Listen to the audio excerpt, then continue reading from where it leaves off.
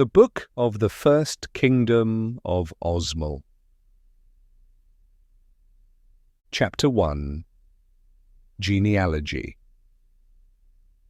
Now this is the genealogy of Sahan. Sahan, along with his wife Rena, begat Tobias, Joshan, and Ezran. Ezran married among the foreign women and begat children with her, so did his brother Tobias. Each brother moved out, save Joshan alone. Joshan married whom his father had chosen for him. Sahan chose him a woman named Teri, who were among the maidservants of Ebon, Sahan's father.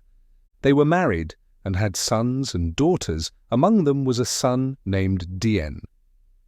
Dien begat Lud, Lud begat Hud, Hud begat Carmel, and Carmel begat Osmel. Osmel was the father of the nation of Osmel. Behold, the acts of Osmel are written in the book of Osmel the patriarch. Osmel had practiced polygamy and had 3 wives. His second wife, Eliza, bore him a son named Adon. Adon begat Zoba, Zoba begat Uzariah, Uzariah begat Bechor, Bechor begat Ram, Ram begat Damos, Damos begat Tsish, Tsish begat Chaleb, and Chaleb begat Noaz, the king of the Osmelites. Chapter 2. King Noaz. Prior to the time of the kings of Osmel, they were under constant oppression under other corrupted nations. The Osmelites had judges who reigned over them, but each of them were corrupt. About this time there was an Osmelite from the tribe of Adon named Noaz, who led cunning battles against their enemies and freed themselves from oppression.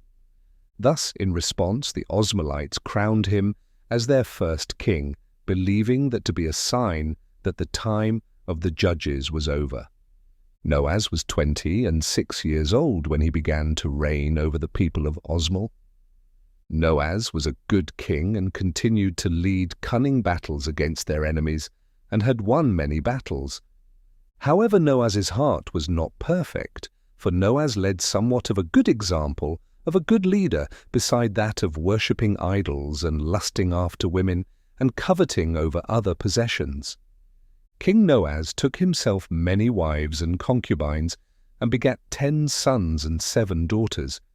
King Noaz's own sons attempted to assassinate him for the throne. Upon learning this, King Noaz wept and with a broken heart slew those sons who conspired against him for the throne. Due to the wicked acts of King Noaz's sons, he appointed his youngest and most humble son, Lu, as his heir to the throne. King Noaz from then on taught his son Lu the correct way how to govern his kingdom in his stead, and how he should rule and learn from any mistakes that were made. When Prince Lu was 20 years old, King Noaz gave him 2 wives to beget heirs with. Then came a battle that King Noaz himself led against another rival kingdom, but this battle King Noaz himself would not recover from, for he was slain by the hand of the female Pharaoh Rima. Pharaoh Rima was the most feared ruler in the land in those days, and the most wealthy and influential person in the world. Not a single man could compare themselves to her. Now the rest of the acts of King Noaz, are they not written in the book of the Chronicles of the First Kingdom of Osmel?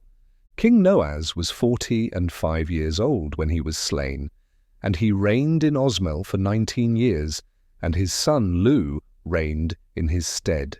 Chapter 3. King Lu. Lu was 23 years old when he began to reign in Osmel. Lu was a good king and hated corruption with a perfect heart. However, he was not trained for combat, so he sent a captain to lead men into battle in his stead against Pharaoh Rima in an attempt to avenge his father. Lu instead learned how to use tactics and to instruct his men in battle and was trained in diplomacy. Pharaoh Rima continued to spread her empire and took some of Osmel's territory with heavy casualties from both sides to the point where they each sought peace. and the battles were costly. One day King Lu and Pharaoh Rima rode to their border to discuss terms of peace. King Lu said unto Pharaoh Rima, "Let us shed no more blood upon this land. If this war continues, each of us may no longer prosper in our own lands, but will surely collapse." Pharaoh Rima responded to King Lu, "I hath slain giants and nations in my youth. However, when it comes to situations like this, I know not what to do. I agree to the terms of peace. However, I want to add something to it. Let us be friends, for thine kingdom has been the only nation that has withstood me in my lifetime. I will return thine lost lands to thee, if you take my own hand in marriage, for I have no heir to rule in my stead." King Lu warned Rima and said, "If you choose this path, your empire will no longer be under your father's house, but under my house." Pharaoh Rima answered him, "Yea, I know, thou art cunning like no other. Thou deserve this reward I give thee, rather than my cousin taking my hand and ruling in my stead." The empire of Valeria under Pharaoh Rima and Osmel under King Lu made peace and were wedded. Rima later bore children to King Lu, and their firstborn was chosen as her heir to her realm, Geshua. Both realms began to trade and kept up their peace in all the days of Lu's reign. King Lu built palaces, towns, homes, and temples in Osmel and Valeria, and Lu had peace throughout his reign. When King Lu was old, his wife, Pharaoh Rima, died by reason of age, and her son Geshua reigned in her stead, and peace was still maintained between him and his father in Osmel. Behold the rest of the acts of King Lu, are they not written in the book of the Chronicles of the First Kingdom of Osmel? King Lu was 23 years old when he began to reign in Osmel, and he reigned 50 years and died peacefully in his sleep at the age of 73. And Lu's son by another wife, Cal, reigned in his stead. Chapter 4. King Cal. King Cal was 51 years old when he began to reign in Osmel. Cal was a good king and devoted to serving his people and maintaining peace in his realm with the empire of Valeria, however not with a perfect heart. King Cal went on a stroll one day in Osmel when a homeless widow came up to him and said to him, "Light off thy chariot, my lord. Come and heal my son, for he is sick." King Cal hearkened unto her cry and rode to her poor abandoned home. Upon arriving, he entered the home alone with a potion for her son, and he saw no one in the home, and the widow shut the door behind them and locked it, and the king caught on to what was taking place. The widow pulled out a dagger in an attempt to take the king's life. The king suddenly snapped, and with his strong left hand grabbed the widow's right arm, causing her to drop the dagger that was in her right hand, and strangled the widow in the home with his right hand up against a wall. The king was in a blind fury at that moment and broke the widow's neck that she died. It wasn't until afterward that he realized that he strangled a vulnerable person to death when he could have easily detained her for laying an attempt on his life. King Cal then opened the locked door to see a crowd of people flocking to see the well-being of the king, and when they saw the body of the widow they cried out, "He strangled a poor widow, he is no king of ours, stone him!"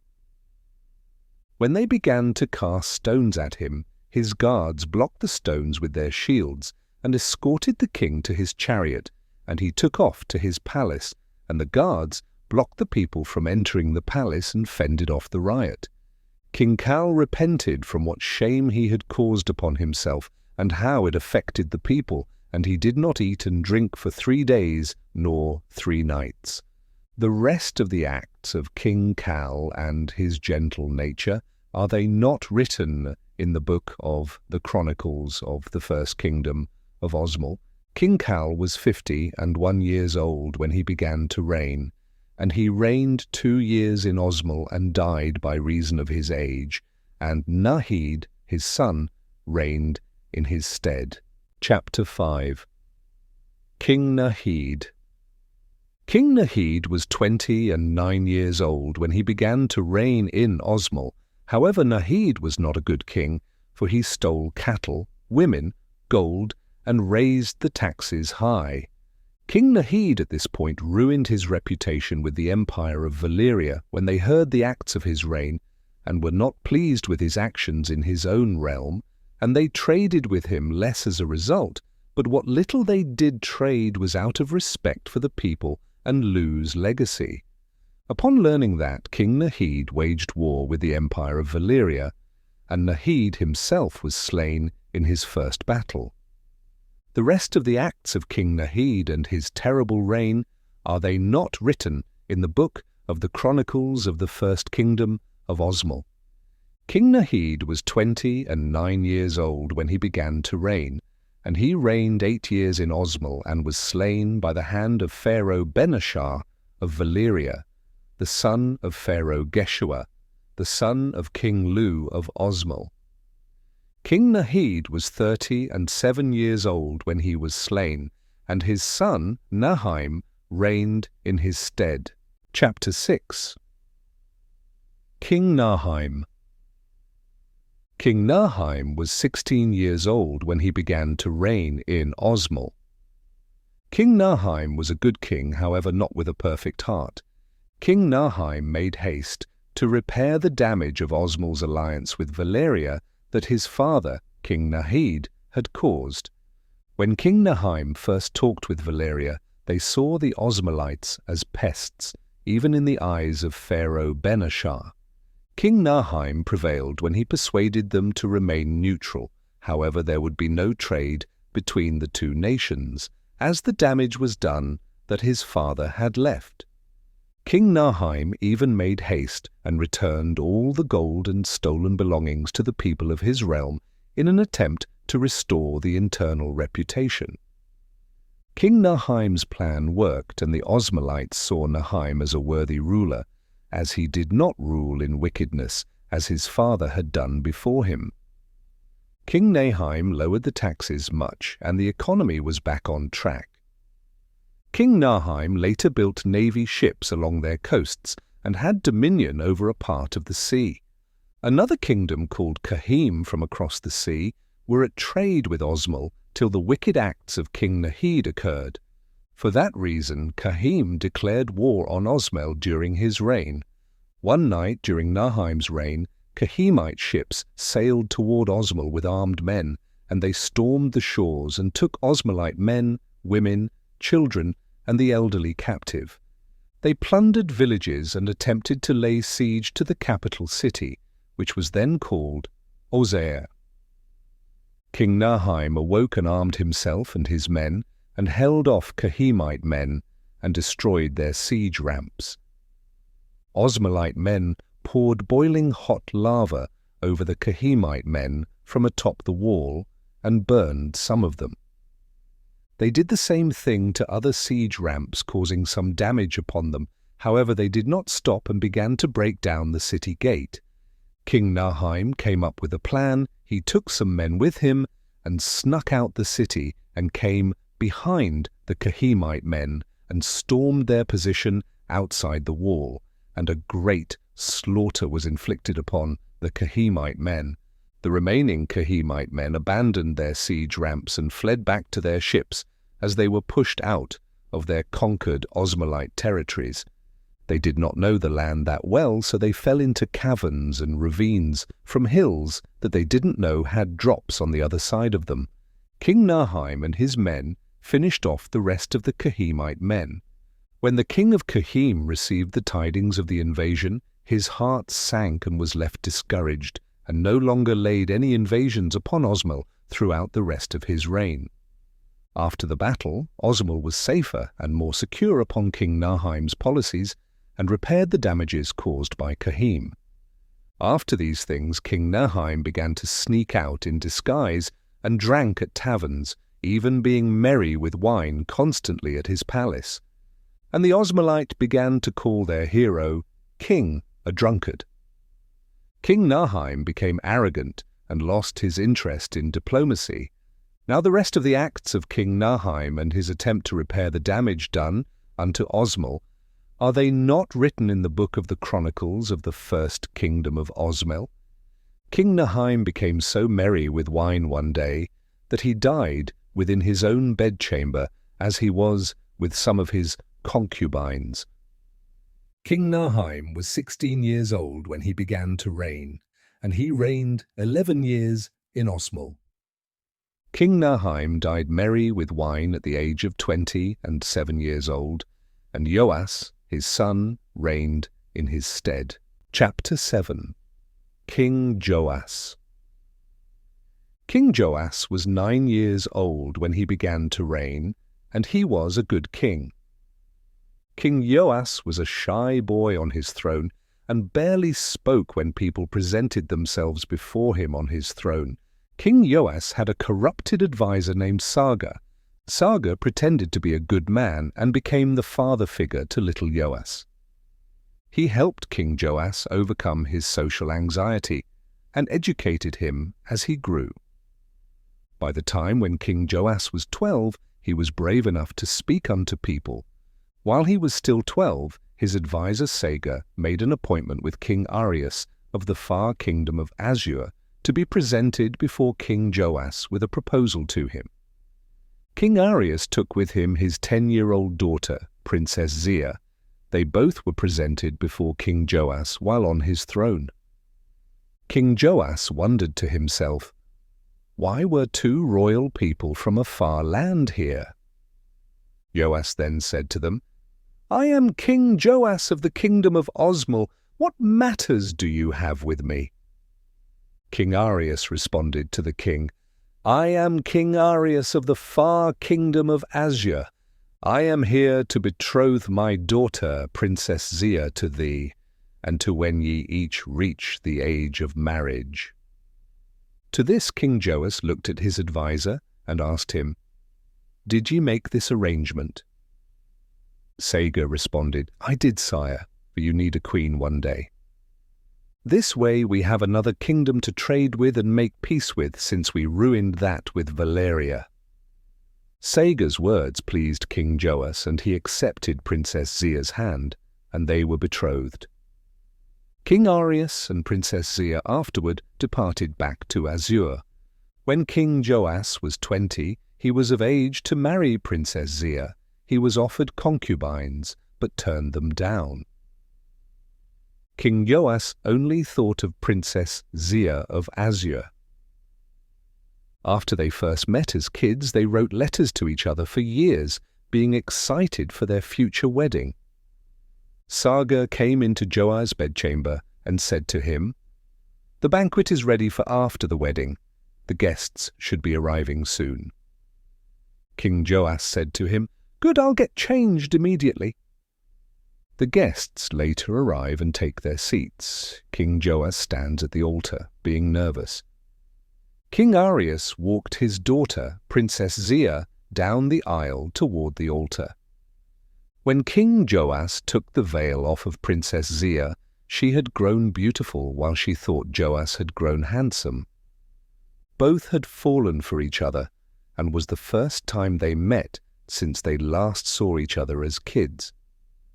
After their vows, they were wedded, and Zia was made Queen of Osmel, and there was great rejoicing in Osmel.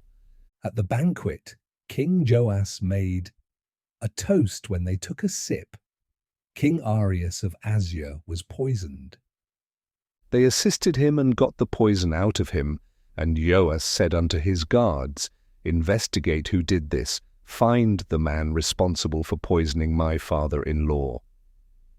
Later, Saga in his bedchamber expressed his anger in private, saying, Why didn't the poison immediately kill the king of Assur? He should have died then and there, and we should be at war with Assur already. And I should have already been king years ago, and have slain Joas, Saga wept in his bedchamber in private for a while, and his spirit came back to him.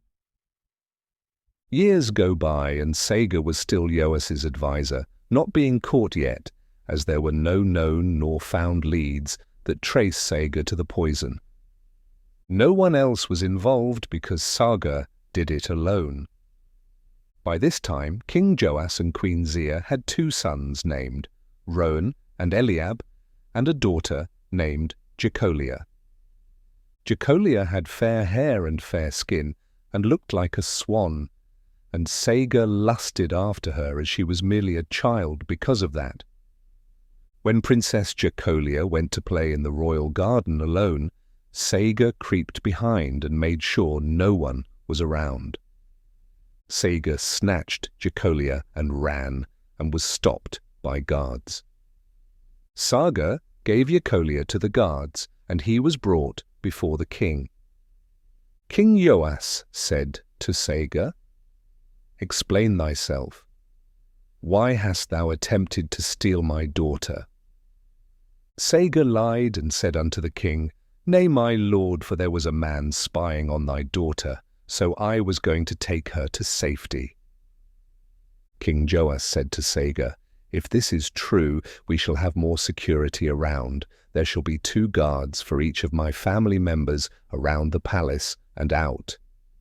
Ye are free to go, but if ye are caught in an act like that again, ye shall be locked up or banished for the rest of thine days, even potentially being beheaded."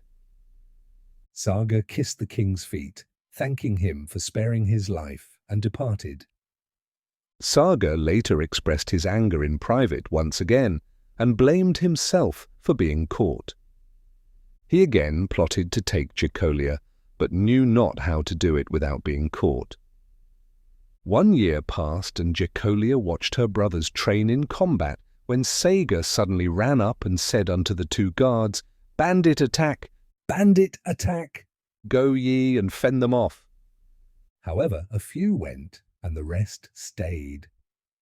In a fit of rage, Saga drew out a dagger and attempted to stab the guard before him. But another guard came from behind and ran through Saga's back with a sword in the courtyard, where Saga died. Saga's body was presented before the king, and they told him what Saga did. King Joas ordered another investigation be done in Saga's bedchamber.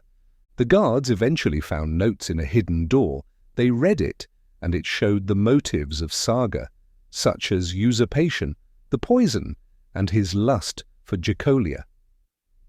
The thing was read before the king, and he wept, seeing his father figure now as a dead traitor. King Joas ordered for Saga's body to be burned and not honored. Osmel waged war against Pharaoh Achish of Valeria.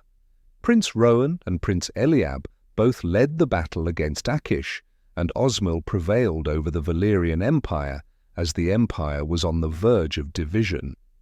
After the battle, a conspiracy occurred against Pharaoh Achish, and he was slain. The empire of Valeria then divided into 3 kingdoms: the kingdom of Valeria, the kingdom of Osem, and the kingdom of Zehan. The kingdom of Zehan wanted to make peace with Osmel by giving one of the late Pharaoh Achish's daughters to Prince Rowan as his wife, for she sided with Zehan in the civil war. The kingdom of Osem allied with no one and fought against the kingdom of Valeria. Osmel accepted the proposal made by the kingdom of Zehan. Prince Rowan and Princess Ada were wedded, and this was the genealogy of Princess Ada. Princess Ada was the daughter of Pharaoh Achish, the son of Pharaoh Huam, the son of Pharaoh Benashar, the son of Pharaoh Geshua, the son of King Lu of Osmel. The rest of the acts of King Joas and his love for Zia, are they not written in the book of the Chronicles of the First Kingdom of Osmel? King Joas was 9 years old when he began to reign, and he reigned in Osmel 30 years. And he was 30 and 9 years old when he fell ill and died, and his son Rowan reigned in his stead. Chapter 8. King Roan. King Roan was 18 years old when he began to reign in Osmel. Roan was a good king, however not with the right heart nor right intentions. He made himself look good before his subjects, but was perverted in private. Roan took him any woman he lusted after and intentionally made war with a kingdom called Listran. Roan even stole women for his harem and their father's belongings. King Roan took a princess from Osem named Eliza, the daughter of King Elizam, and Roan gave her to his own son, Zohan, to wife. Prince Zohan was born from King Roan's wife, Queen Ada. The rest of the acts of King Roan and his evil deeds, are they not written in the book of the Chronicles of the Kingdom of Osmel? A conspiracy came from among the Osmelite people. They saw the king draw water for his horse outside the city walls. They took him and stoned him to death. King Roan was 18 years old when he began to reign, and he reigned 28 years in Osmel. King Roan was 46 years old when he was stoned by his own people, and his son Zohan reigned in his stead. Chapter 9. King Zohan to King Tarkan. King Zohan was 20 years old when he began to reign. King Zohan did that which was evil. King Zohan stole those which he coveted from his people. And the rest of the acts of King Zohan and his wickedness, are they not written in the book of the Chronicles of the First Kingdom of Osmel? King Zohan was 20 years old when he began to reign, and he reigned 1 year in Osmel. King Zohan was 21 years old when he was slain by his brother Arshish, who reigned in his stead, for King Zohan left no children. King Arshish was 19 years old when he began to reign. And he did that which was evil. King Arshish led a campaign against rebels and those who conspired against him for the throne. King Arshish even broke into his subjects' homes to lay with their daughters, wives, and maidens, for he coveted any woman he liked in his kingdom, regardless of status. King Arshish even stole his dead brother's wife, Princess Liza of Osem. He went in unto her, and she conceived and bore King Arshish a son named Tarkan. Due to this, an uproar came up from among his subjects. They led riots against the kingdom, and parties formed to bring down the monarchy. The rest of the acts of Arshish and his evil deeds, are they not written in the book of the Chronicles of the First Kingdom of Osmel? King Arshish's son Tarkan sought to make peace with the people and to sit upon the throne. Therefore he went and smote the head of his father off, and presented it before the people while on the palace balcony, and pleased those who sought his death. However, people continued to conspire against the throne. King Arshish was 19 years old when he began to reign, and he reigned 15 years in Osmel, and his son Tarkan reigned in his stead. King Tarkan was 15 years old when he began to reign. King Tarkan promised his people to set some rules in place to prevent corruption. However, he failed to keep his promise and was a bad king.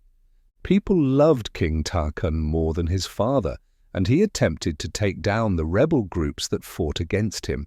King Tarkan even sought to conquer the kingdoms of Zehan and Osem. Tarkan took Zehan without losing a single battle. Afterward, Osmel was at war with Osem. The king of Osem was a fat man named Emrys. King Emrys had no child and ate any food he could get his hands on. He underfed his people and his military, and his kingdom was on the brink of collapsing, and corruption filled their land. King Tarkan easily conquered Osem and slew that fat king and displayed his body upon Emrys's palace balcony, which his people amazed over. They burned not his palace and took his body down days later. King Tarkan forced his niece, Princess Zana, to be his wife, and forced her against her will, and she conceived children from it. Afterward, the Zem Empire to the north formed, and they smote and destroyed the kingdom of Valyria, taking their people captive to their imperial capital. The rest of the acts of King Tarquin and his evil deeds, are they not written in the book of the Chronicles of the First Kingdom of Osmel?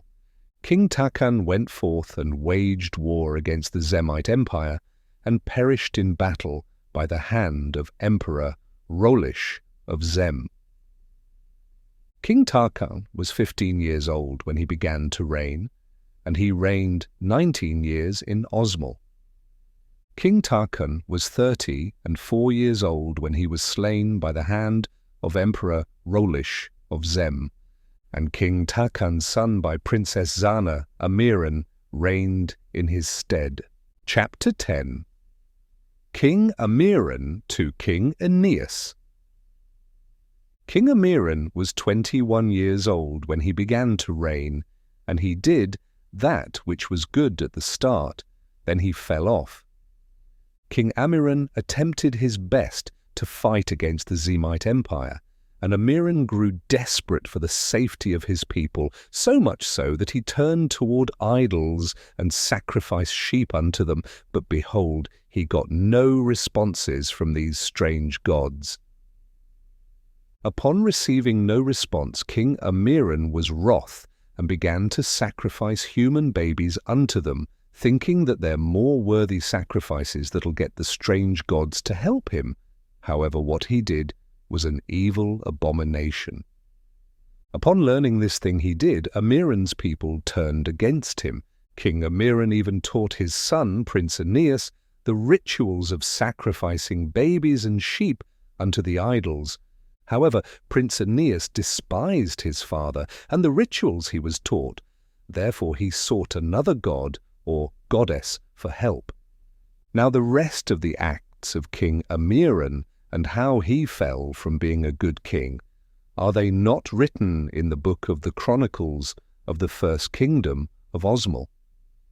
King Enrian was slain in battle by the hand of Emperor Rolish of Zem, and the Osmelites rejoiced at their wicked king's death, and perceived that his son would do better than he. King Enrian was 21 years old when he began to reign, and he reigned for 10 years in Osmel. King Enrian was slain by the hand of Emperor Rolish of Zem in battle at the age of 31 years. And his son Aeneas reigned in his stead over Osmel. King Aeneas was 13 years old when he began to reign, and he did that which was right while yet sore, afraid of falling into the hands of the Zemite Empire.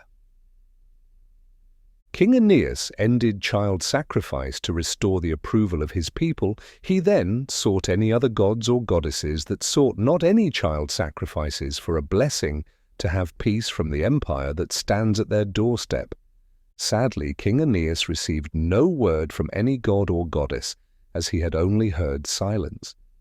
Upon receiving no word, King Aeneas did his best anyway to fend off the Zemite Empire. Not long after, Emperor Rolish died, and his son Ennis reigned in his room over the empire. Ennis himself sought peace and ended the war with Osmel, and paid back all the damages his father caused upon the kingdom of Osmel. King Aeneas, upon learning this, fell down and wept in relief over the news. The young king of Osmel went on to rebuild his kingdom, and took to himself wives, and beget children with them. King Aeneas lived long enough to see his own children marry and beget children. Thus King Aeneas rebuilt the reputation of his kingdom and the monarchy for the time being.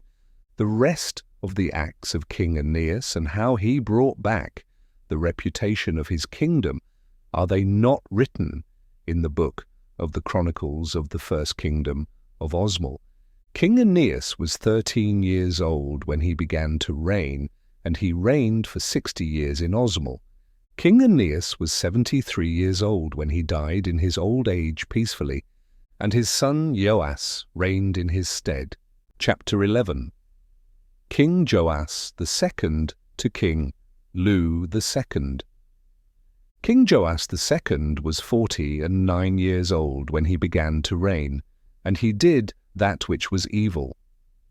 Joas did try to live up to his father, but corrupted himself in sin.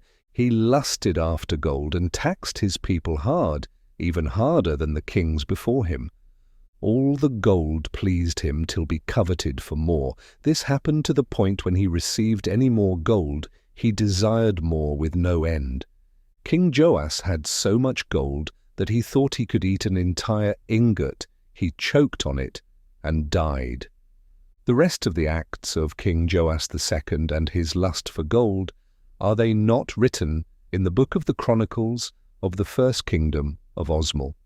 King Joas II was 49 years old when he began to reign, and he reigned for only 1 month in Osmel. King Joas II was still 49 years old when he died, and his son Lu II reigned in his stead. King Lu II was 24 years old when he began to reign, and he did that which was evil and corrupted himself. King Lu took a fascination toward child sacrifice, and he brought it back to the dismay of his people, and they rebelled against him, and he sacrificed those who he caught unto the altar. He even established arenas in Osmel, and made his captives fight to the death upon a false promise of setting them free, and executed those who he sent not into the arenas. Not a single prisoner of Lu's would live, and those who fled would be caught and cut down with a sword, or be brought back to make an example of. There was much blood upon the land, and the land itself was not pleased, and cried out. King Lu's desire for bloodshed went so far that he accidentally captured a captain of the host named Adam from Kahim. Upon learning this, the king of Kahim sent letters to King Lu to release him back into his care, and he would pay him. King Lu refused to let Adam go and had him sent into the arena where he died. King Lu did that so he could have more bloodshed on the battlefield against Kahim. When the king of Kahim learned of Adam's death, he vowed to take the life of King Lu and waged war against Osmel. King Lu led many naval battles against Kahim, with most being in Kahimite victory, as they were the masters of the sea. A Kahimite spy snuck in and reported that King Lu ate the hearts of those fallen dead in the arena. Therefore he was a cannibal. Later the same Kahimite spy snuck poison into one of these hearts, and the king ate it and died from its poison. The rest of the acts of King Lu II and his cannibalistic nature, are they not written in the book of the Chronicles of the First Kingdom of Osmel? King Lu II was 24 years old when he began to reign, and he reigned 3 years in Osmel and died from poison at the age of 27. King Lu II died without begetting children. Therefore his younger brother Sela reigned in his stead. Chapter 12. King Sela to the fall of Osmel. King Sela was 22 years old when he began to reign, and he did that which was evil. King Sela immediately fought Kahim hard when he began to sit upon the throne. Sela fought so hard with such determination that he prevailed over Kahim and dominated the sea, pushing them back into their country. King Sela with his Osmelite army stormed the land of Kahim and completely destroyed them. He executed all their remaining males and took their women and children captive into Osmel. And he sacrificed them unto their gods, which was an abomination. And the country of Kahim was no more. King Sela even waged war against the empire of Zem and cut trading ties with Assur. Not long after, the kingdom of Assur fell to another bordering country. King Sela won many battles against Zem eventually slaying Emperor Nahash, the son of Emperor Ennis, and the Zemite Empire fell into the hands of Osmel, and Osmel expanded much, being 3 times the size of their previous borders from the days of King Noaz. And they traded with many nations after the collapse of the Zemite Empire. The rest of the acts of King Sela and his lust for war, are they not written in the book of the Chronicles of the First Kingdom of Osmel? King Sela was 22 years old when he began to reign, and he reigned 36 years in Osmel, and died in his sleep at the age of 58. And his son Shailan reigned in his stead. King Shailan was 20 years old when he began to reign, and he did that which was far worse than the kings before him. King Shailan slew any of his people out of random for fun anywhere in his kingdom at any time, and took anything and anyone he coveted over, and begat children with them, and from one of his wives was a son born named Ahmira. And there roamed free sodomy in the land. The king himself and others all had committed sodomy without repentance, and practiced it, and the people were no longer tired of it, and accepted it, and their hearts were evil. Every nation feared them, and they cut trade ties, and no man dared to declare war on them, for their wickedness was great and terrifying. Shailan and other men even laid with animals in hopes of procreation between them. The land gave a cry, and shook the kingdom, and consumed the kingdom as Nithar opened her mouth, and devoured the wicked men of the land, even the king himself. Beforehand a voice called out to Prince Ahmira, saying, "Take the righteous with you and form a tribe. Thou and thine people shall be in exile for some time and shall populate. When the wrath is finished against thy people, they shall return to the land, and the monarchy shall be re-established, with a second chance being given unto thy descendants." Ahmira did so and fled with them and his pure wife. And the land devoured and caused judgment upon the kingdom, and the kingdom fell to no nation but the land from under their feet. And the rest of the acts of King Shailan, and his far from redemption graphic wicked nature, are they not written in the book of the Chronicles of the First Kingdom of Osmel? King Shailan was 20 years old when he began to reign, and he reigned 30 years in Osmel till its end, when the ground from under his feet devoured him and his kingdom, causing an end to his domain. King Shailan was 50 years old when the ground devoured him. The wicked were judged by the ground, and the righteous were to repopulate the people in the wilderness for a time, and were left shaken by what occurred. Even the other nations were afraid to take the land after their fall, saying, "Shall the land devour us also?" Therefore the first kingdom of Osmel lasted for 322 years, and 16 kings sat upon its throne. Chapter 13. The tribe of Ahmira. Prince Ahmira casted away his title as he would not be king. He and his remaining people mourned and cried out in repentance for the righteous judgment carried out upon them. And a voice cried out, saying, "Because your fathers had committed unspeakable evils upon this land, ye shall be in exile till the wrath of the land is finished.